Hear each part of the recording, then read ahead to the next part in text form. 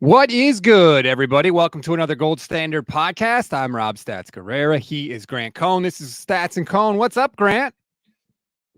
Good morning, Rob. How are you? It's good Oh, to see you. I am see, you don't know what this is like, Grant. You don't live and die with the 49ers like I do. So when they win, especially that kind of game against that team, I'm like cloud nine. Like I didn't go to sleep that night because I just wanted to rewatch the highlights over and over again. I was like that when I was a little kid, when I used to root for teams. Like I rooted for the San Francisco Giants. And if they won the game, I would watch SportsCenter every time. And if they lost, I wouldn't watch SportsCenter that day. Why would I put myself through that? Now, I live for those moments. I don't know what happened to me. But no, I enjoyed this game. It was like the most impressive win I can remember. You have to appreciate what the Niners did. We'll always remember this game. For so many reasons, not the least of which was a random security guard putting his hands on Dre Greenlaw and just totally injecting himself into the game. It was a wild game all around. Yeah, the Dom DiSandro storyline really elevated it to a classic. It would have been a great game, but that made it a classic.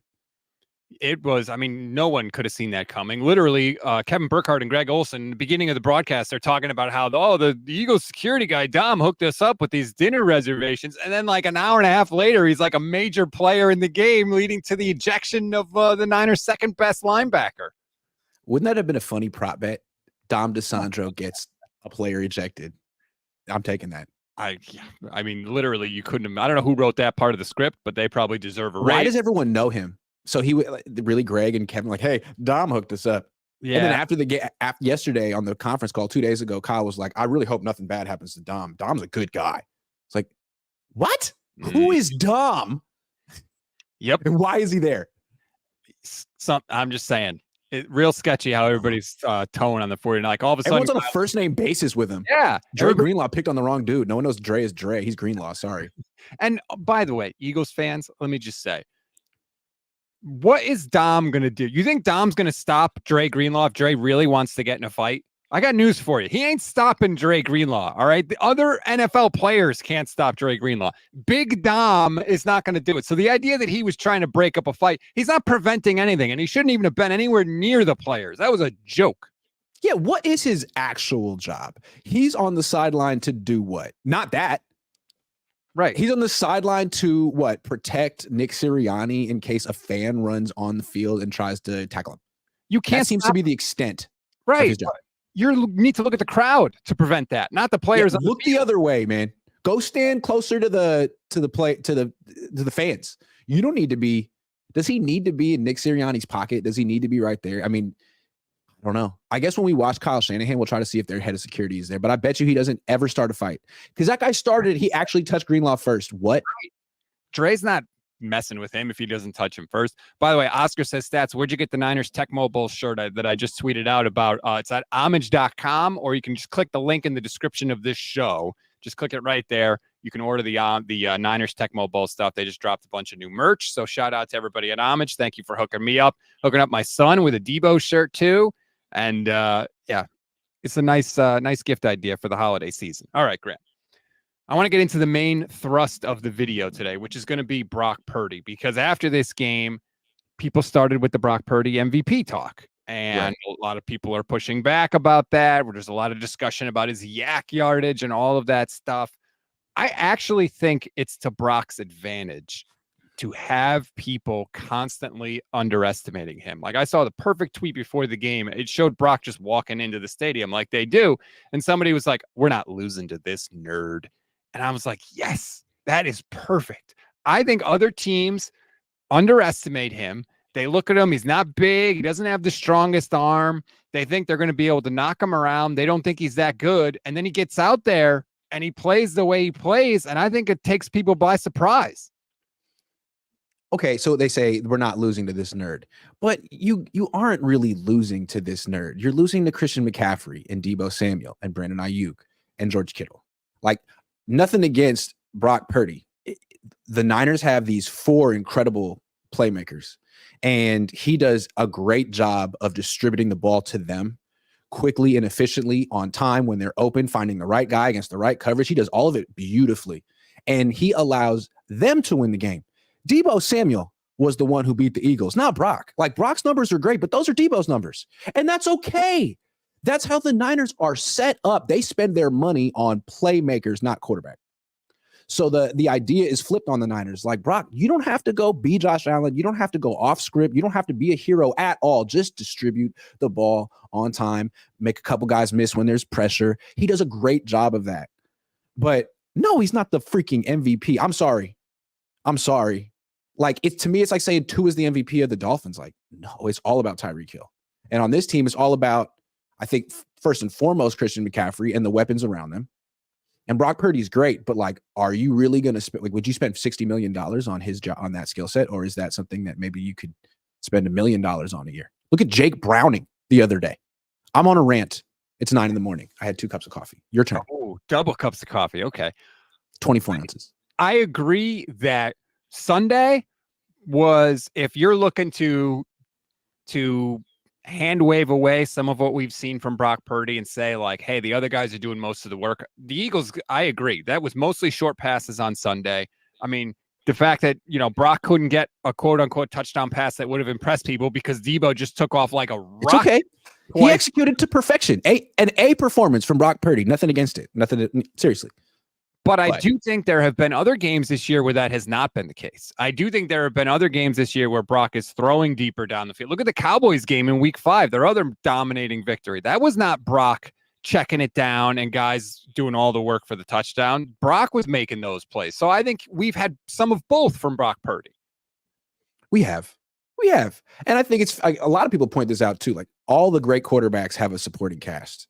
You need to have a supporting cast. Look at Patrick Mahomes this year. Great, best quarterback in the league, but his numbers aren't so great because Travis Kelce's a little older. They don't really have a serious wide receiver. Nope. And he's suffering because of that. And you look at, I was comparing the Niners to the Rams when we were kids.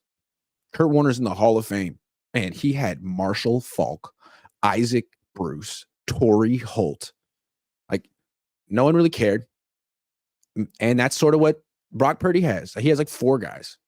So you can't hold it against him. It's what you want. I just think it's funny. Teams have been trying to spend all their money on quarterbacks for the last 20 years, trying to figure it out around them. But now the Niners and the Dolphins are kind of showing teams like, hey, quarterback isn't that important. It's important. But if you have killer weapons, you can make Tua look really good. Like, forget Purdy for a second, because these are all Niner fans and people are emotionally attached to him. Look at Tua. Does anyone really think Tua is that great because of his numbers? Tua. I don't think so. Nah. Everyone kind of gets it, right? He's good, but he's got Tyreek Hill. He's got this great system. He's got these great weapons, and it's elevating him, and he's doing his part. But no, he's not worth $60 million. And if the Dolphins give him $60 million, they're making a big mistake, right? At some point? Yeah, I wouldn't give him $60 million. No. Especially because some of the health concerns that are there, too. With him, it's, yeah. So I'm not saying Purdy is the right-handed Tua, but there are some carryovers here, like similar system, similar creativity, similar advantages, similar supporting cast. And he's perfect for this at $900,000 a year. But when it's time to pay him $60 million a year, is that what you're going to do? Or are you going to say, you know what, we could actually probably find another guy to check it down with Christian McCaffrey for nothing? But I think they've learned that by now they can't. It's different. It's different. I want to get to a couple of super chats. Chris Waddell brings up, because they didn't know about Brock. They lucked into Brock. Yes, I agree. They backed into Brock. Yeah, it's true. Chris says Kurt Warner wasn't elite because he had Bruce, Holt, Falk, and Martz, Montana with Rice, Taylor, Craig. I mean, you go down the list. Brett Favre, Mike Holmgren calling plays for him every time he won an MVP.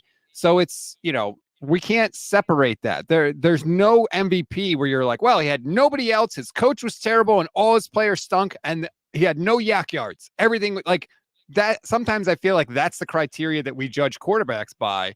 And I'm sorry, like, it's got to be more than that. And I think Brock has given you some games with yak and some games making the plays. I just feel like, is Brock Purdy, winning games on his talents like we see Josh Allen do, or we see a lot of these elite quarterbacks do, or is he getting the ball to his playmakers and letting them win the game? I mean, I guess in your point, it's been a little bit of both. That's what I think. What makes him so good is he's so good at doing the second one. I think he has some moments where he can be a playmaker, where he can get out of the pocket and improv and get the ball down the field. But like, he also has some moments where he turns the ball over trying to do that. He's really good operating the system. Really good operating the system. Yeah, he's had some turnovers, some bad. You put him on the Bears, sure, he wouldn't be good. but that doesn't matter. Probably wouldn't be his fault. That doesn't matter. Like the test is not would you be good on every team in every situation, because you only play for one and you're only in one. So if your knock on him is that he wouldn't be good somewhere else, okay, but like this is where he is, and we have to judge him where he is. You can't judge him hypothetically on what he might do on another team in another system. Just trying to make the point that like the Niners are sort of elevating him, and he's very good at his job, but no one would notice if he didn't have these playmakers. No one would really notice if he had to go play for another team that didn't have the playmakers. No one would be like, hey, that Brock Purdy's really special, man. Like they make him look special. He is good. But so is Tua. Tua's good. Let me ask you a couple questions then. Has Brandon Ayuk ever looked better than he has this year? No. You know why? Because Brock Purdy's there. Oh, because Jimmy Garoppolo is a backup quarterback. That's how much the Niners elevate these guys, man. They made Jimmy Garoppolo look like a top 15 quarterback for a while. He wasn't even top 32 in retrospect.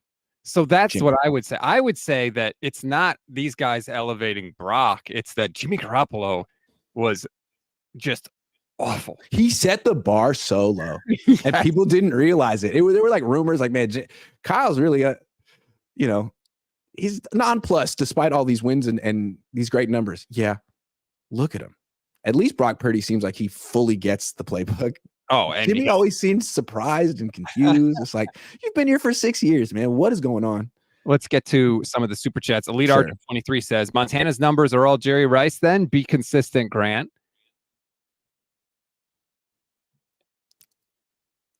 All right. Matt McCune says, it's a complete team. Official B&A Music says that coffee's going to run through Grant like Deebo through backup linebackers. Well done. Double coffee. That's a dangerous move by you. Absolutely. On an empty stomach. Oh, all right. You might not make it through the show. Antonio says, I don't think Purdy's the MVP. It's either Hill or Christian McCaffrey. If it comes down to the quarterback, I only have Dak and Josh Allen ahead of him. That being said, he's very much in the race and there's plenty of time. Let me just say this. Dak Prescott's going on his tomato can world tour here where they play every team that sucks. He is not the MVP, okay? In his two biggest games, he was awful in 50% of them. He was good against the Eagles when they played a couple of weeks ago. He was hideously bad against the 49ers in week 5. Spare me the Dak Prescott MVP talk. No, absolutely not. To me, this year, the MVP should not be a quarterback. It should be Tyreek Hill or Christian McCaffrey. Those are the two best players in the league this year. I think clearly you can't, because you're going to give it to Purdy. Purdy is not the best quarterback in the league. He's the MVP. He's not even a top 5 quarterback in the league. You could maybe he's top 10. Tua is not a top 5 quarterback. He's going to be the MVP. No, Tyreek Hill is the best wide receiver in the league. Christian McCaffrey is the best running back in the league. One of those two guys should be the freaking MVP. The best quarterback in the league is Patrick Mahomes, and he should not be the MVP. I don't understand just giving it to a quarterback because his numbers are great. Like, no context for that. Is he the best quarterback in the league? No. Is his running back the best running back in the league? Yes. Obviously. I don't know. I think you could make the argument that this is a year where maybe you give it to a position player. I would be fine with that. Stephen Larder says, look at the offense with Jimmy Garoppolo and Trey Lance. It was torture. With Brock Purdy, it's poetry. I likened it yesterday on Twitter with Jimmy to driving a Ferrari with the e-brake on. That's what it was like with Jimmy Garoppolo. You're going to get there eventually, but it's going to take longer than it should, and it's going to stink the whole time. And if anybody's ever driven their car with the emergency brake on, you know exactly what I'm talking about. The Jimmy Garoppolo experience took way too long. He was never really bought into what Kyle Shanahan was doing. They were always kind of having this passive-aggressive match where something wouldn't work, and Jimmy would kind of look at Kyle like, oh, good call, Kyle. And Jimmy would look at him like, well, how come you suck? And forever. And then they would have to like pretend they liked each other and they couldn't move on. And now you have this Brock Purdy who is so earnest. He's right on the same page with Kyle Shanahan. He's fully learned the offense. He's like a young Matt Ryan with mobility. He's really good. He's really, really, really, really good. Just want to make that clear for the people watching. He's really talking about teams underestimating Brock. I think you saw it with the Eagles when Brock rolls out to scramble. And I think it was Bradley Roby who comes in and just tries to give him like a shoulder tackle. You have to retire after that effort. What? Brock bounces off and keeps going like, dude. Brock's really good. He's really good. Just that little extra. It's that like Jimmy is never doing that. I went back yesterday and just started watching some highlights of Jimmy Garoppolo in there. And it's so like just the fact that there are so many plays where he drops back and there's a little bit of pressure and like that's it. The play is just over. And with Brock, it's not like that. He can extend it, he can move, he can slide. He just has that little bit extra, and it's done so much for this offense. Yeah, absolutely. The Jimmy Garoppolo experience. They played him 5 games and he got hurt. No, and he got paid. Then he came back, was terrible, got hurt. I mean, it was all anyway. Let's talk about Chris Waddell. Thank you, Chris, coming in with a big donation. We appreciate that. Peyton Manning wasn't great until James Harrison and Reggie Wayne. The only quarterback to do more with less was Brady in a lot of the Patriot years. Also, a few years, Rodgers got no help whatsoever. 2 of the best ever. No one's claiming Purdy is the best ever, but right now he is this year's MVP. I think it's McCaffrey, man. I think it's McCaffrey. McCaffrey's the best running back in the league. Purdy's not the best quarterback in the league. I think it's the same parallel with Miami, Tua and Tyreek. It's about Tyreek. But is Brock the best quarterback this year? Is he having the best year this year? Because that's what the MVP Statistically. But is he the best quarterback? Can he do anything to change your mind the rest of the way? Yeah, sure. There's 5 games left for sure. But I mean, Christian McCaffrey could get hurt. Christian McCaffrey's on pace for 24 touchdowns and 2,000 yards from scrimmage. When Marshall Faulk did that, he was the MVP. That's why. Yes. Kurt Warner being on the team. Like Marshall Faulk won the MVP on a loaded team with Kurt Warner. Why can't McCaffrey? Because he's a running back? Well, when did that rule happen? That's what I said. I said, if you don't want to say Brock is the MVP, okay, whatever. But what's the argument for Tyreek Hill over Christian McCaffrey? Like, I would vote for McCaffrey. I would vote for McCaffrey. I think guy's going to score like 24 touchdowns. He's got 17 already. 12 rushing touchdowns, most ever for a Niners running back in franchise history, by the way. 17 total touchdowns. It's absurd. And honestly, like he's kind of been quieter when it comes to scoring the touchdowns lately. Like, I think eventually they're going to get back to him putting up touchdowns. I agree. 24 is definitely possible. I think he should be the MVP. He's having an all-time great running back season. All-time great running back season. And I know statistically Brock Purdy is too. Sorry. I watch the games and I feel like the one who's special is the guy who wears the 23, not the 13. Super special. Hall of Fame level special. Keith Murphy, the unbeaten, says Bill Walsh's system was built on Yak. He's 14-3. Look at Montana's record and interceptions in his first 20 games. You judge players for where they are. Montana didn't have Jerry Rice and Roger Craig when he won his first Super Bowl. And it was a different game. You could maul the receivers back then. So you were going to throw more interceptions back in the day. I think, you could maul the quarterback. Right. And God knows Joe Montana took some shots. I think we can praise today's players without having to disparage or compare to players of the past. Matt McCune says, I just want number 6. Screw the MVP. If you had to they're going to get it unless one of those 2 guys gets hurt. Like Purdy, they probably would have got it last year if Purdy hadn't gotten hurt. And that's essentially on Kyle for having the wrong game plan. And that's the wild card is Kyle. He's so dialed in. He's always dialed in December. What's it going to be in late January, early February? That's his thing. We'll see. Maybe he gets tired. Seasonal. The Niners have won 15 straight regular season games in November or later. That is the 5th longest such streak in the Super Bowl era. That is impressive. That's why I'm trying not to get too excited about this. Like, they did this last year. They're always the best team in the league in early December. Always. But that's not the goal. The goal is to be the best team in the league in February. That's what they got to do. And that's what they couldn't do last year. Got to keep Brock Purdy and McCaffrey healthy. Both of them. Not even be the best team in the league in February. It's not, because the Niners have been. In 2012, they were. In 2019, they were. And they didn't win the Super Bowl of the year. It's literally just being about the best team in the last game. You just have to, the Niners were the best team in 2012. They were better than the Ravens. They absolutely were, but they didn't win the game. The Niners were better than the Chiefs in 2019. That's why they play the game. Yeah. They lost that game. So you don't have to be the best team, although it is nice to be on top of everybody's power rankings this week. You got to win the game. Yeah, just find a way to do it. But we got to talk about stuff while we get there. Keith Murphy, the unbeaten, says Mark Rippon and Rich Gannon won MVPs. Also, if Brock were a top 10 pick with pedigree, this wouldn't be all these mental gymnastics to judge his worth. I agree. That is something. If he wins a Super Bowl, that goes away. But until he does, he'll always have that. Yeah, if Brock were a top 10 pick, though, he'd be on the Jets or the Bears. And no one be talking about him as the MVP. So it goes both ways. I suppose that's fair. He'd be on the Patriots. Official, oh God. Official B&A Music says Brock needs more special highlights to win MVP. I do think that, we talk about like the special. You don't like swing passes? You don't like screens and swings? Come on. They're not all swings and screens. They were on Sunday for the most part. I agree, but they haven't all been. But no, they haven't. He's very good in the intermediate level. He just doesn't throw deep very much. I think with Brock, the special plays that you're talking about are his reading the defense, his processing, and his quick decision making. But it's really hard to see that on tape. Whereas if you throw a 50-yard laser, everybody goes, "Oh, damn, look at that."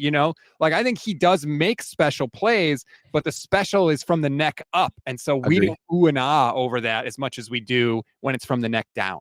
But again, like the way the Niners are built, when you spend, how much do they spend a year on Christian McCaffrey? 15. 15, I think. They spend like 16. They 16 on him, 15 on Kittle, 24 on Deebo, and they're going to spend a lot on Brandon Ayuk. You're not asking your quarterback to be the hero. You're not asking your quarterback to win the game. We're like, dude, we're spending $900,000 a year on you. Just execute the offense, get the ball out on time, and that's what he does. So you can't knock him for doing his job perfectly, but at the same time, you got to acknowledge what his job is. And there's a reason why they make the money and he doesn't. It'll be interesting to see if that flips in 2 years. But that's something that's a decision they don't have to make yet. And that's the best part. Speaking of acknowledging things, really quick, before we get to this super chat, because God knows I like whiskey. There is a significant portion of Eagles fans out there that really did think that the NFC Championship game last year would have gone exactly the same way if Brock Purdy never got hurt. Now, I started the instant reaction show on Sunday saying, this doesn't prove we would have won the NFC Championship game, because it doesn't. That was a different team. We don't know. But my God, can Eagles fans at least admit that clearly the game would have been different if Brock Purdy had not gotten hurt? Can we just admit that now, please? We saw it. But again, what's interesting to me is it's Kyle's fault that Purdy got hurt, because he called, as we said, I know you disagree, he shouldn't have called that slow developing play action pass from under center with Croft blocking Reddick. And he was like, yeah, it's fine. I'd do it again. No, you wouldn't do it again. He didn't say I'd do it again, but he acted like he would. He didn't. He came out with a perfect game plan this time. Let's get away from the line of scrimmage, get Purdy in the shotgun. Let's have a bunch of extended handoffs. Let's go to a West Coast offense, completely neutralize the Eagles front seven, as opposed to letting the front seven dominate you like they did in the NFC Championship game. So it was, with Purdy and the right game plan, the Niners smoked him. It was on Kyle. Kyle's in his bag right now. He's doing very well. It's brilliant. Very well. East Coast Whiskey says, while I'd still tune in the middle of the night to watch the Niners here in Scotland, Brock and his story takes it to a new level. It's so inspiring. And then we destroy the Eagles equals pure joy. Thanks, Gold Standard. Well, I'm just happy that this is the team that we have to cover and talk about right now. And I said it during the big win streak, like, appreciate this. This is so rare. Like, they're so freaking good. Like this 6 straight touchdowns. That doesn't happen. It hasn't happened for the 49ers in 31 years. 1992 was the last time that happened. This team is so special. That's why they have to win the Super Bowl this year, because teams like this, with this collection of stars, with this coach, in a year where pretty much every damn quarterback in the AFC is hurt, pretty much, like, you have to win the Super Bowl this year. Opportunities like this do not come along very often. Absolutely not. I mean, if you just try to measure up teams like the 1988, look at the 1988 Niners compared to this team. That team had Roger Craig, Tom Rathman, Jerry Rice. Oh, let me see who else they had. Roger Craig, Jerry Rice, Tom Rathman. Did they have Brent Jones? They had Brent Jones, but he was kind of young. I did John Taylor on that team. Look at the 1980. John Taylor's sneaky good. Don't sleep. John Taylor was. But which one was better? So hold on. We got in 1989, Jerry Rice, Tom Rathman, John Taylor, Roger Craig, Brent Jones. Okay, so that's the one. The 1989 team that won the Super Bowl. Jerry Rice, 82 catches, Tom Rathman, 73, John Taylor, 60, Roger Craig, 49, Brent Jones, 40. What's a better group of weapons, that or what the Niners have now? Well, but the Niners have now has not been seen in the NFL before. They're the first team ever to have an all-pro at running back, wide receiver, and tight end at the same time. First team ever. So literally that's where they are right now. That's why I say you have to appreciate this. It's not something you're going to be able to keep together forever. It's not something where you're going to have all these guys, I don't want to say at their peak of their powers, because I'm not sure if all of them are at the peak of their powers, but they're all still playing at a super high level. Like, this is a moment in time that does not come along very often. So please appreciate it and just sit back and watch, because they are mauling people right now. Yeah, absolutely. Vincent Fernandez says it is MVP most valuable, not best player award. With Purdy, the Niners are head and shoulders above everyone. If Sam Darnold played, they'd be under 500 MVP. Okay, but if you took away Christian McCaffrey and all they had was Elijah Mitchell and Jordan Mason, I mean, I like Jordan Mason, but it would be way different. We haven't really seen Brock Purdy without Christian McCaffrey. Can't really just check it down to Elijah Mitchell and have great play. Like, didn't Michael Parsons make this case? He said this. He was on. He's like, look, I could play quarter. I could throw the ball to Tua. I could throw the ball to Christian McCaffrey. Just anytime you throw the ball, throw it up to Tua, he's going to catch. Anytime you check it down to Christian McCaffrey, he's going to make a guy miss. Like, he literally said that on his podcast the other day. That's what I'm talking about. Yeah, I'm not too interested in what Micah Parsons has to say. How about you do your job better? How about you don't disappear when you play against the 49ers, Micah? Worry about that instead of worrying about throwing to Tyreek Hill, okay? All Mr. Right. I'm from where the bullies get bullied. Shut up.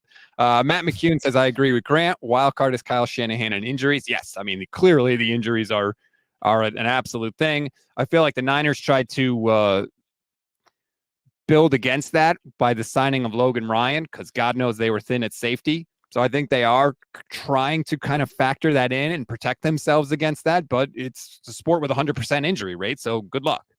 Yeah. Little concerned about, not concerned. I'm just interested about, concerned is the wrong word. I don't root for this team. Eric Armstead. He's had this foot issue the last couple of weeks. They keep talking about it after games. Now there's some knee issues. It's like, seems like they might need to shut him down. I don't know. Shut him down for a few weeks so he's ready for the playoffs, because I don't know. It seems like he really battled through it to play at a huge game. Okay. Maybe you should stop. He was awesome too. And he's been awesome really good. all year long. He's been really good. So, yeah. And you know what? The Niners have kind of earned that a little bit. Like, maybe they can rest him a little bit, hopefully. They've got the Seahawks coming up. They've got the Cardinals coming up. Then obviously you have the Ravens on Christmas. You'd hope Armstead could be back for that game. But we'll have to see how that develops this week. Nadro 49er says, hey, Grant, how amusing will it be when Niner fans use your comments against Brock when it's time to pay him? Not just the Niner fans, but the Niners. You really think the Niners are just going to hand over $60 million to Brock Purdy? That maybe, but they handed. I think part of Brock. I'd like to know. I mean, what are they going to do? Are they going to draft? They should draft another quarterback this year. I'm getting ahead of myself, but it's like, guys, you have you didn't invent the formula, but you stumbled into the formula. It's working for the Cincinnati right now with Jake Browning. All you need is a quarterback. Get a 4-year starter. Get a 4-year starter. Bring him here. Seems like it works. I don't think it's that. I really don't think it's that easy. I think if it's that easy, everybody would do it, and it's not. Well, everybody's not doing it. It's not that easy, but it's a good place to start. Like, stop getting guys who haven't played that much. Stop trying to develop players on your. It's not a developmental league. Oh, it's I not. agree. You need a guy who can play right away, and if he's any good and he can play right away, you can elevate. You can make him look a lot better. You can make him look. I mean, the Bengals are making Jake Browning look good. Is he good? It's Jake Browning. Yeah, but he just went for 354 and put up a 115 quarterback rating against the Jaguars, who have a good defense, because he's good, or because he can play. I mean, he's experienced and he has Jamar Chase and T. Higgins and Joe Mixon. I don't know. Maybe he's good. I mean, if the argument is surround your quarterback with good players, yeah, I think that's been, the goal for a lot of teams. But I don't think you can just throw anybody in there, because this offense is better than it's ever been. The idea, don't just throw money at quarterbacks. Don't just throw a ton of resources at that position, because that position is so dependent on everyone else. And I think the Niners have taken it to the extreme. Like, don't throw any resources at that position. Throw no resources at that position. Get a guy in the 7th round with the last pick, undrafted, and have all pros all around him. And it's like, if he's competent, he should look good. I'm sorry. Like, if he's learning on the job, then it'll be beyond him. Like, you don't know how to play. You didn't play that much in college, and it doesn't matter that you have all pros all around you. Trey, sorry. But you did play a lot in college. Okay, well, now your job is way easier. Now, instead of whatever you were doing at Purdue or Iowa State or Florida A&M, like, you have Christian McCaffrey, Brandon Knight. If you're experienced and you're good, now you're great. Now you're MVP. It's not just that, though. I don't think it's just he's surrounded by good players. Like, some of what he's doing is a credit to Brock. Right. You can't just put any 6th-round pick on the Niners and Skylar Thompson or Bailey Zappi. But I do think if you look at quarterbacks who threw like 1,400, 1,500 passes and sort of set your expectations, like guys you can get in round 5 or later who are experienced, man, draft a bunch of them. Get 2. Bring them in. You can miss on those guys. You can't miss on the guys in round 1, but you can miss on the guys in round 3. Bring in a bunch. See who works out. Niners didn't know Brock Purdy was going to work out. They had him and Nate Sudfeld, and they were looking real hard, and they were like, I think it's Brock. Okay, great. You got it. But you didn't know that right away. So it seems like you can just bring in those guys. There are a dime a dozen. There's a bunch of guys like this in college. No, but see, I don't think there are. I think there are maybe a bunch of guys that are experienced. They just need to have the right opportunity in the right situation. Look at Jake Browning. No one thought he was anything. All of a sudden, it's like, one game. He's played more than one game. He's proof of concept. What did he come in against the Steelers? He was 19 of 26 against the Steelers for 227 yards with 1 touchdown and 1 pick. What was his quarterback rating? His quarterback rating was 96.2. This is a nobody, a guy who was on a practice squad. Just 2 games. Some of these guys just need opportunities. And the guys who get the opportunities historically are the guys who are drafted in round 1, who have the upside, who need the reps, who need all of a sudden the NFL's like, no, wait a second, let's go the Brock Purdy route. And it's like, wait a second. So quarterbacks don't have to be expensive. Quarterbacks don't have to be developed. Quarterbacks can be cheap and ready and carried by and made to look better than they are. Like, wow, this changes everything. We were over here spending $30 million a year on Geno Smith and Jimmy Garoppolo. Whoa. We could do this. This is way better. And we don't have to get him in round 1, 2, 3. Like, wow, okay. That's just changes the whole league. That Geno Smith contract is not looking too good. Keith Murphy, the unbeaten, says Trent is more important than Christian McCaffrey, in my opinion. I loved in this game when they wanted to really grind it out and just take the heart out of the Eagles. It was like, how about we just run behind 71 every time? And guess what? It was working. I agree with that, actually. Keith is true. Keith is right. Jeremy Price says, 14th time, is this a 12-win team? Dude, you called it, Jeremy. When things were looking bleak, you called it. This team's going to win at least 12 games, more like 13 or 14 or 15. Yeah, at least 12, I would say for sure. Chris Waddell is back. He says, if you watch the tape, the Eagles came in to take away the intermediate throws that we have been killing people with. I assume they thought they'd rally and tackle after the first quarter. Kyle adjusted and killed them. Yep. Just the throw in the flat to Kittle, to McCaffrey, to Deebo, like the shallow cross, the swing, like killed him. Good job, Kyle. I love that Kyle made the Eagles chase them because their defense had been on the field for 166 plays the last 2 weeks. It was beautiful. Exactly. They were tired. And also the Niners are really hard to take down. So when you have that kind of combination, you get 214 of your 314 passing yards after the catch because the Eagles just could not stop it.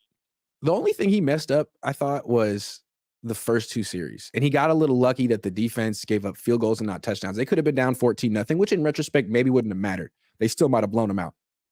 But he wanted to come out passing. He was in the shotgun. I'm cool with all that. You still can't go 2 series without getting the ball to Christian McCaffrey. And I know he would say that wasn't the plan and yada, yada, yada. Dude, you got to find a way to get the ball to Christian McCaffrey before you fall down 14-0. And it almost happened. So that's the one thing. And then after that, he was perfect. He figured it out. I go back to Kittle saying, sometimes Kyle calls plays that he doesn't necessarily think are going to pop, but he uses the information gained from those plays and set up other plays. And it sure looked like maybe that was some of what would happen because it was comical how many touchdowns the Niners were scoring. It was just literally every single time. It was such a joy to rewatch that game after you got past the first 2 possessions because you were like, well, I know they're scoring here. And this is not all like 30-yard drives. We're talking 75-yard drives. We're talking 90-yard drives in one case. They literally went as long as they needed to go to score. Yeah, and what made this game like so unique or unlike anything I've ever seen was how bad the Niners were on offense for the first 2 series. Just watching that, it just seemed like, man, they're not prepared or they're too overamped. They don't have it today. They have the wrong game plan. Kyle overthought it. And then to do a complete 180 in the second quarter that quickly was like, oh, wait a second. No. This team's going to win the Super Bowl this year. Okay. Very interesting. What a game. 462 yards in the final 3 quarters of the game. 3 quarters. It when they're at their best, nobody beats them. Period. End of story. Keith Murphy, the unbeaten, says Steve Young was a bust in Tampa with nothing around him. So that goes for any quarterback. I mean, Tampa was exceptionally bad back in the day. Keith is back, says this team reminds me of the KD Warriors. Got to cash in. I totally agree with you. We've talked about Super Bowl or bust for the whole year, basically. Steve Young was a project who wasn't really great until he was 30. Not exactly what I'm talking about now. Steve Young is. The Niners thought Trey Lance could be like that. Brock Purdy isn't like that. Mike Drops with Monza says, does degree of difficulty matter in the MVP race? That's a fair question. A lot of times it does. Yeah. It seems like to some people, it definitely does. Apparently, if you're not, breaking 3 sacks and throwing a 50-yard laser across the field, then your touchdowns don't count, according to some people. I mean, that's why you could sort of argue a guy like CJ Stroud could be the MVP. Like, look what he's done with Houston. They won 3 games last year. He's awesome. Mike Drop back says Stroud second string lineman and third. There you go. First year. There it is. Time OC. Yep. Purdy loses in left tackle and went on a losing streak. Is he an MVP over Stroud? So Brock Purdy lost 3 games, and so he can't be the MVP. Like, really? CJ Stroud's no, but this is why I keep doing this hypothetical, and people hate it. My dad hates it. You hate it, but I'm thinking like, and because you don't know. But what would Purdy look like on Houston?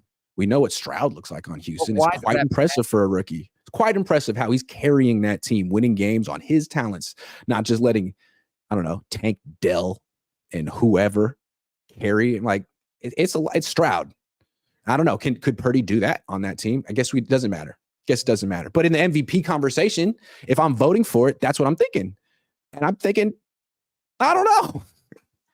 Well, we won't. No more Tank Dell, unfortunately, for Houston. He's suffering a broken ankle or a broken leg. Tank. So that stinks for them. Chris Waddell says we need to petition to get Grant on first things first. Nick Grant versus Broussard and Wilds. Yeah. Holler at me. You don't do a lot of TV for, do you? Do you do any TV? No. Why not? You could be on TV. I'll tell him. I'm going to start calling hey, I'm good enough. What's up? There you go. James Welsh says they can't pay Purdy for 2 years. A lot can happen between now and then. Ultimately, It doesn't matter right now. Just win the Super Bowl now. Exactly. Sorry, James. You're right. We're getting ahead of ourselves. You're right. Matt McCune, can we all agree to revoke Kyle Shanahan's draft? Ty Davis Price. We hardly knew. Can we talk about, can we take a minute to appreciate the Ty Davis Price era? Nothing against Ty Davis. All 7 games. Everything against the Niners drafting him and never using him. Hold on. He had 40 carries. 7 games. 7 games. 40 carries, 3 yards a carry. He had 6 carries this year. Don't remember them. Dallas. It was in the Dallas game. Wow. It's the only game he was active for. But you know what? That's okay. Who could they have taken instead of that? Well, I think we should look that up real quick. Hold on. I had a thing in the 49ers in 5. Kirby Joseph, Brian Robinson Jr. They could have had Brian Robinson Jr., Kirby Joseph. If you haven't checked out 49ers in 5, it's on the channel every day. It's available in podcast form. It's a 5-minute update giving you the latest news on the Niners. Please check it out. I had this little graphic here. Of course, now it's not loading. Look at the 49ers picks in the 3rd round in the Shanahan era. Jalen Hurd, 0 games. Trey Sermon, 9 games. Danny Gray's played 13. He's the leader in the clubhouse. Congrats, Danny Gray. Ty Davis Price had 7. And, of course, Cam Latu's hurt this year. He's not going to play any. But that does sting a little bit. You say Danny Gray has played 13 games. Here's a quiz for you. Here's a little trivia, sports trivia. How many catches does Danny Gray have in his career? 1. Okay, you got it. How many targets does he have? 2? No. 1? 7. Oh, okay. That's a little better. 7 targets, 1 catch. I mean, he'll be the next one. I don't know why he's on the team. Sorry, Danny. It's definitely, it stings for sure. But luckily, the Niners, like we've been talking about all show, right? They have the talent. They've been able to handle those misses. They've been able to shrug that off. And yeah, you'd like to see it get fixed. Nobody hits on every pick. At least but it does feel like those are Kyle Shanahan misses, like clearly to that person's point. Those are offensive players that make no sense in round 3. It's like whoever picked those guys, stop. You're out. Killer Mig says Juwan Jennings is so underrated. No cap. Also, Deebo needs an apology from y'all. He might not be our wide receiver 1, but he's our leader and a dog on that field. Sorry, Deebo. When he wants to put the team in his backpack, he can do it on a level that maybe no one else can. 4 other guys. It's unbelievable. Yeah. Agree. I was talking with one of my friends like a month or 2 ago about the most exciting players to watch in the league. Tyreek Hill, Lamar Jackson. Deebo's, when he plays like that, is approaching. Just the way he can run through defenses and people bounce off him. It's pretty cool to watch. Non-football fans could appreciate that. Yes, I agree. You just watch the TV and you're like, oh my God. But here's why he's more exciting than Tyreek Hill. When Tyreek catches it, I already know he's going to outrun everybody to the end zone. With Deebo, you don't actually know if he's going to score. So it's almost more exciting because he's got to break, like we saw on Sunday, break a tackle over the middle. Then you're like, ooh, you could see it for that like half second. You're like, oh my God, this could be a big one. And then he starts to accelerate. He gets a great block from Kittle downfield, by the way. He breaks the tackle, dives into the end zone, and you're just like, did that just happen? And then, of course, it happened again later in the game. Unreal. He is a rare, special player who is in the perfect place. As much as you want to talk about what would Brock be other places, I think Deebo Samuel would not be the type of player he is if he was not with Kyle Shanahan. Well, if you put him on the Dolphins, I think Mike McDaniel would know what to do with him. But yeah, it takes a very creative coach to get the most out of Deebo Samuel because he's not one position. He's a hybrid. But Kyle did it the other day. Mike McDaniel used to do it. Chris Waddell says, just realized 5 of the top MVP odds are from Shanahan's offensive system. Stroud, Christian McCaffrey, Purdy, Tyreek Hill, and Tua. Kind of crazy. I mean, there's a reason that Kyle and basically anyone that's ever coached with Sean McVay seemingly has a head coaching job in the NFL, because this system right now, the league, I think, goes through kind of phases, and this is the en vogue thing right now. Well, maybe this is an argument for why like Dak Prescott should be the MVP, considering he is in play with the Shanahan advantage. He's got Mike McCarthy. Yeah. The stalest offensive system in the NFL, and Dak's still putting up numbers. If we're just talking about degree of difficulty, to Monsa's point. But I could also argue that the Shanahan system is so popular, everyone's practicing against it. So maybe it's harder for the quarterbacks. Yeah, maybe really Mike McCarthy is the guy who has the advantage these days. He's good. Yeah. Because he's zigging while everyone else is zagging. The Mike McCarthy way. Play them again. Please let us play the Cowboys again. Mike Drops with Monza says, you can't keep shrugging off misses when age hits this roster. I'm afraid of the next 2 drafts without a gimme pick like Bosa sitting there. Well, the good news is the Niners have their pretty close to full complement of draft picks back now. The Trey Lance stuff has paid off. I think they have 11 picks next year, if I'm not mistaken, 11 or 12, something like that. We know they're getting a bunch of comp picks. They could get one more if Chase Young leaves. So, they're going to have chances to restock the cupboard there for sure. They don't have a lot of contributors from their last 2 drafts, or do they? They have Brock Purdy, Jair Brown, Jake Moody. And now Ambry Thomas is, come Ambry along. Was 2 years ago, but that's a big one. That's a big one. All of a sudden, Ambry being a good. He's another one of those 3rd-round picks that I almost, I couldn't put him on the graphic yesterday because he's really contributed in a big, big way. But you're right. The last 2 drafts, Drake Jackson, he's an afterthought. I forgot he was on the team. Was he even active? Yeah. Was he? I literally don't know. He's on IR. He's on IR. Right. Yeah, that's right. Davis Price is already gone. Danny Gray, we know. Samuel Womack's on special teams, so that's cool. Kalia Davis had a sack on Sunday, so maybe we can start to get something out of him. I know he was recovering from an ACL. Yeah, don't write him off. Okay. He hasn't really had an opportunity yet. He might actually be something, but these other guys, well, I guess Cam Latu could be something. He was so bad training camp. He was alarming. Yeah. What do you think the Zach Ertz thing has any legs? Kyle said he liked it. You don't think that's happening? All right. No, if Zach Ertz wants to play for $10 an hour and be on the practice squad, fine, because he's from Danville, but he can't run. He can't block. Yeah. If you can't block, that's true. No, I forgot about that. Thomas Tyler says, hoping Davis, Kinlaw, and Beal can contribute down the stretch to keep the bigs fresh and healthy would be huge. Kinlaw's contributing. Davis is contributing. Kinlaw. Moody still terrifies Thomas Tyler. He hasn't missed since missing, what was it, against Minnesota? He has not. Yeah, but of any kind. to Thomas's point, he hasn't like been in these pressure situations in big games that he was a little nervous about before. So we'll see. He's been in some big wins, but that's okay. That's a good team. Hey, you know Remember, what? the 94 Niners won a Super Bowl with a rookie kicker. It can be done. The Niners got to a Super Bowl with David Akers, who was hideously bad. Again, in 2012, David Akers was awful that year. He was bad. Don't put your kicker in pressure situations. How about that? Let's try that for a change. Keith Murphy says Stroud, Tua, Purdy, all playing in a version of the Shanahan offense. Rank them. I like that question. I can do it. I would say Stroud, Purdy, Tua. Yeah, I think most people would. Because I think Purdy's mobility gives him a little bit of the edge over Tua. Plus, I feel like, honestly, and maybe this is unfair, but if Tua gets another concussion, like he might retire. He said himself he thought about retiring after his one last year. So I do think you have to factor that in a little. I do think Tua has a nicer deep ball than Purdy, which makes him a good fit with Tyreek. And I think Purdy is more mobile than Tua, which makes him a good fit behind the Niners offensive line. Jeremy Price. Grant, what's your take on them pulling up in the all black? Come on, that was fire. Trent Williams. That was really cool. Said, that was like, it was very much like in your face. Because am I wrong? But is that not a Philly thing to wear like, you know, black on black with black Air Forces and the black ski mask? Like, isn't that a whole thing in Philly? It is a thing.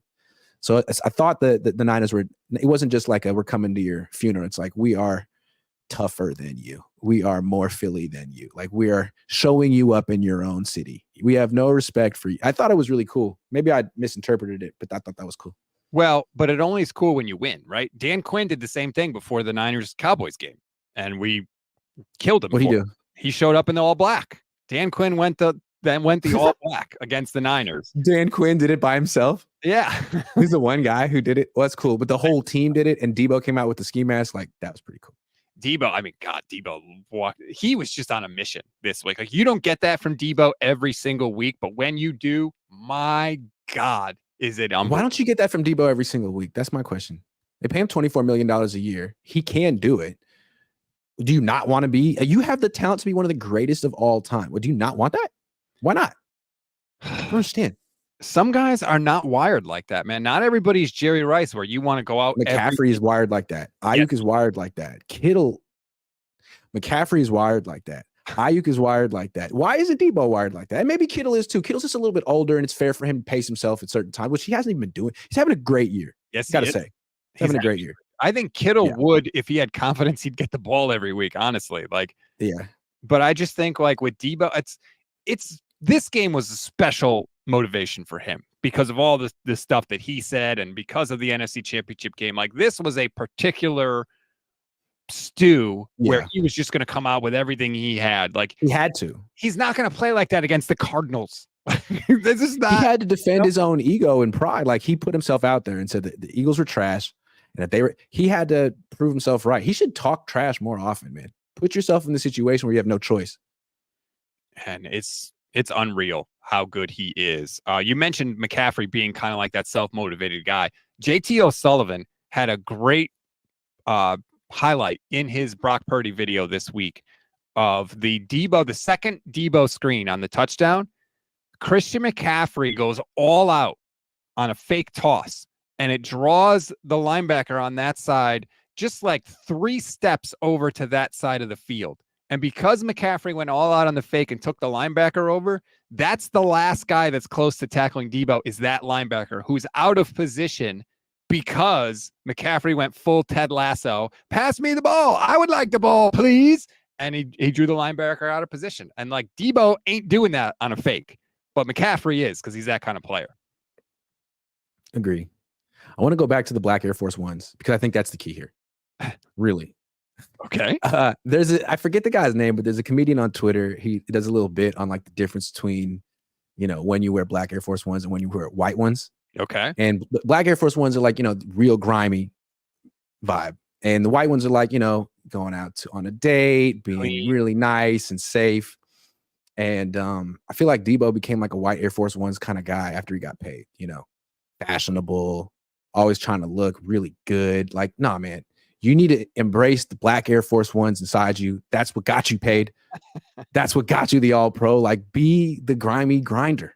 Don't be the guy who wants to be a male model or dress like one. Just saying. Dress grimier. It brings out the best in you. It all comes down to the shoes. Mike drops with Monza. When I look at the 3-9er losses, victory seems to be their biggest enemy. I hope they don't let the win versus Philly make them get off the brakes or come in with that same attitude against the Browns. I do think that there's probably going to be a letdown this week against Seattle. I wouldn't be surprised if they started a little slow.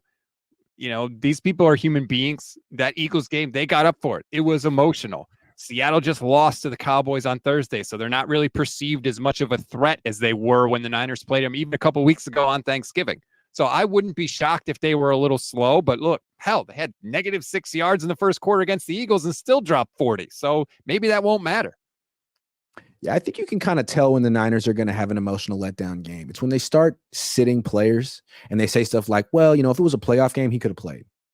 Okay, so you're sort of setting the tone that this game isn't a playoff game, right? But other games, it's like, if you're healthy, you can play. And I thought that was what the Eagles game was like, which kind of sets the tone. Is like this, hey, we're saying it's just week 13, but this is sort of a playoff game. We need to win this game.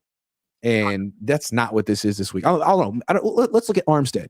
Do they sit Armstead and save him for the playoffs? Or is it like, nah, man, like this is a divisional game and we're trying to win this division and we're trying to get that number 1 seed and you got to go out and play it? What is their attitude here?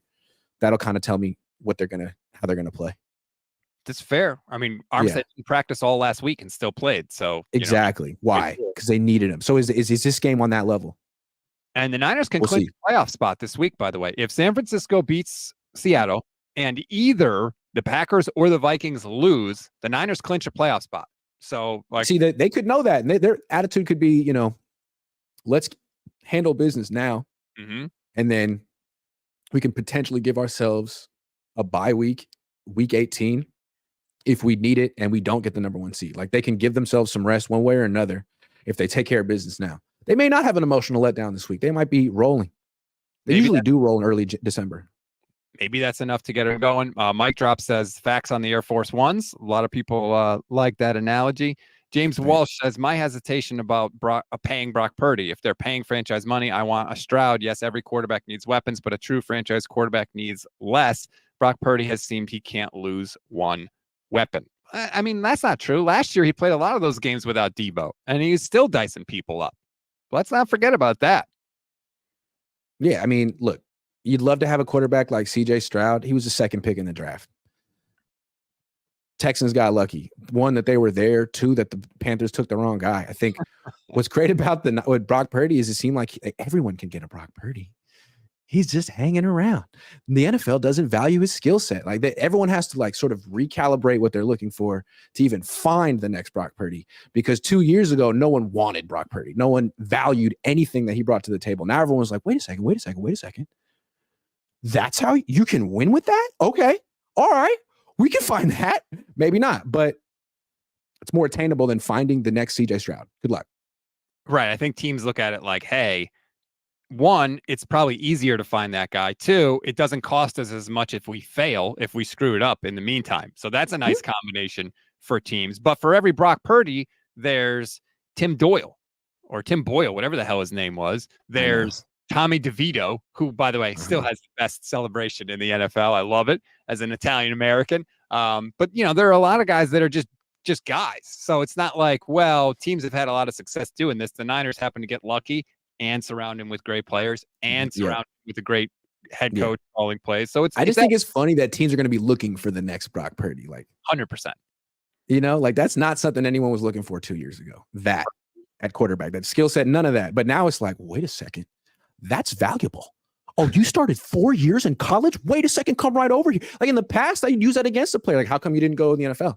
Just no team wanted you, just stayed in school. Right. I guess you have no upside then. I guess you've kind of peaked. People don't care about that anymore. There's no upside will get you fired. It's not a developmental league. A lot of unless scouts you're Andy Reid. Those Iowa State games are going to get a lot more crowded now with scouts and personnel. Chris Waddell says if Deebo played every game like he did on Sunday, he would die. Well, only if he gets tackled, I guess. I think he'd be all right.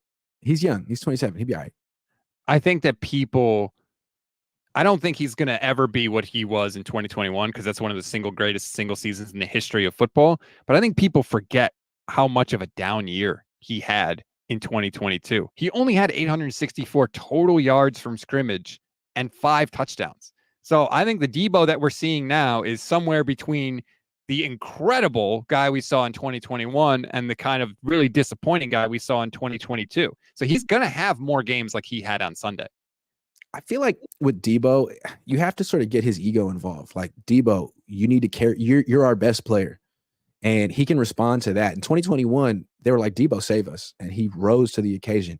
Last year, they get Christian McCaffrey, and Deebo's like, well, I don't really have to carry this team, so I won't this week, and until they absolutely need him to. I like the idea of putting him at kick returner. Like, get him more engaged in the game. Deebo, you're our best player. Deebo, we want to leverage you as much as possible. We're not going to forget about you for a quarter at a time. You catch the ball 8 yards deep in the end zone, take it out. You're freaking Deebo Samuel. I love that in that game. I thought that was an underrated part of that game, putting him a kick returner. And he asked to be put a kick returner. Do it every freaking week. I love it. You got to use him more. You're paying him a lot of money. He's that great. Don't make him an afterthought every other week because you have so many people to get the ball to. Like, he needs to be more involved. It brings out the best in him. I love that he's basically like 7 yards deep in the end zone. YOLO, let's go. I'm taking it back every time. And I'm sure the other team's like, damn, we got to tackle him. Right. And he's got a full head of steam too. That is not fun. Madness Domenis says, what percentage do you guys give the Niners to finish with the number 1 seed? And is it extremely important to do so? I think I saw the actual math on this. And right now I believe the Niners have a 40% chance to finish with the number 1 seed, which is up from 20% before they played the Eagles. So I believe it's 40% technically to get the number 1 seed. Is it extremely important? It's really important. They get the bye week to rest. We saw the difference in this team before and after the bye week this year. And they get all the games at home. And the Niners have lost 2 games at home the last 2 seasons. They lost to Cincinnati this year, and they lost to the Chiefs last year. That's it. I think the Niners are going to get the number 1 seed. I think what we're seeing with the Eagles, to like sort of re-examine them, they're not a dominant team this year. They were winning a lot of close games. And then the last few games before they played the Niners, they won some games, and we gave them a lot of credit because it was so impressive, but that they probably should have lost. Like Marquez Valdez-Scantling dropped a pass, and the Bills missed a field goal, and there was a wide open receiver in the end zone that Josh Allen threw to the wrong direction. Like, they kind of lucked out. And then the Niners really exposed all the weaknesses that other teams were kind of hinting at. And now it's like, what are they going to do down the stretch?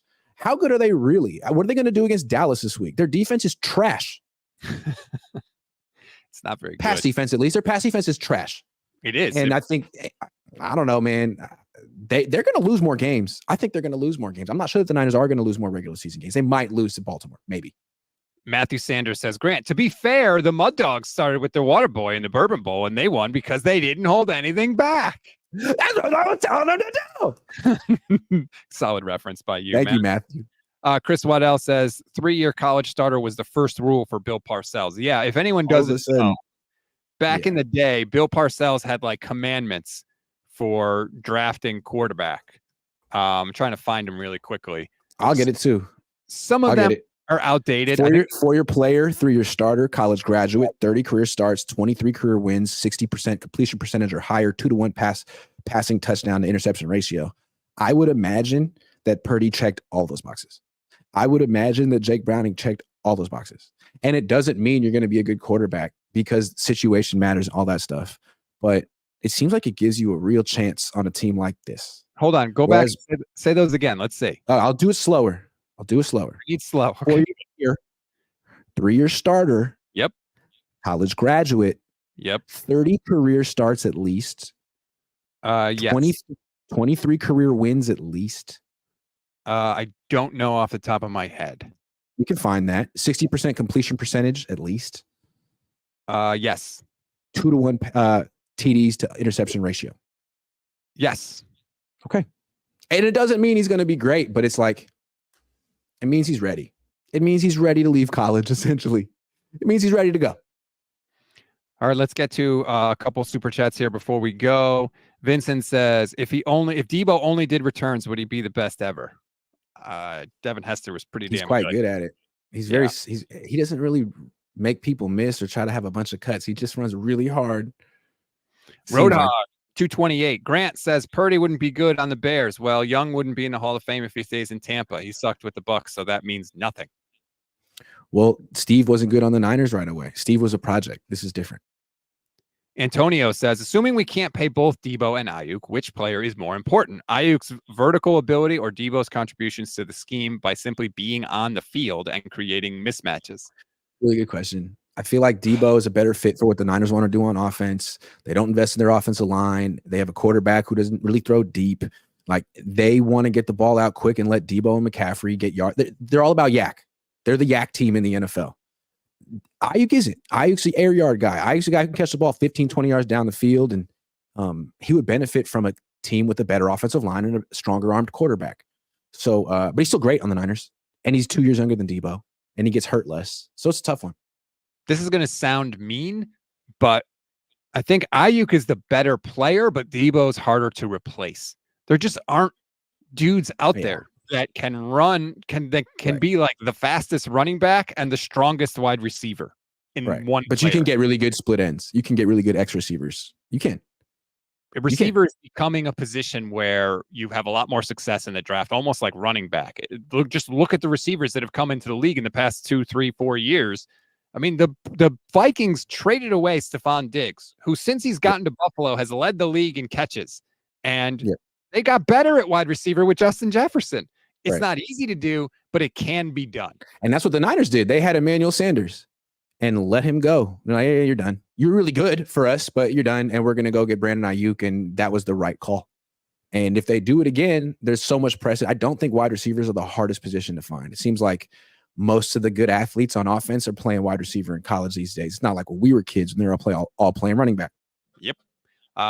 Thank you, everybody, for the super chats. We really appreciate it. Like and subscribe to both YouTube channels, the Gold Standard Network YouTube channel and Grant Cohn's YouTube channel if you're not subscribed. If you want to become a member, at least for the Gold Standard, please, it's less than $3 a month. You get custom emojis, you get membership badges, you get priority comment response. It's a great way to support the channel. We are live every single weekday here with you, as are you, Grant. I know you do multiple shows a day on your channel, so make sure you like and subscribe to both. Niners are rolling. Don't fast forward through the year. Enjoy it, everybody, because it is damn rare to see. And, hell yeah. Am I going to see you in Vegas this year, Grant? I think that depends on the Niners. I think if the Niners go, I'm going, man. I got to cover the Super Bowl. But I got to say, man, covering the Super Bowl is not a very fun journalistic experience. Have you seen those scrums? It's not.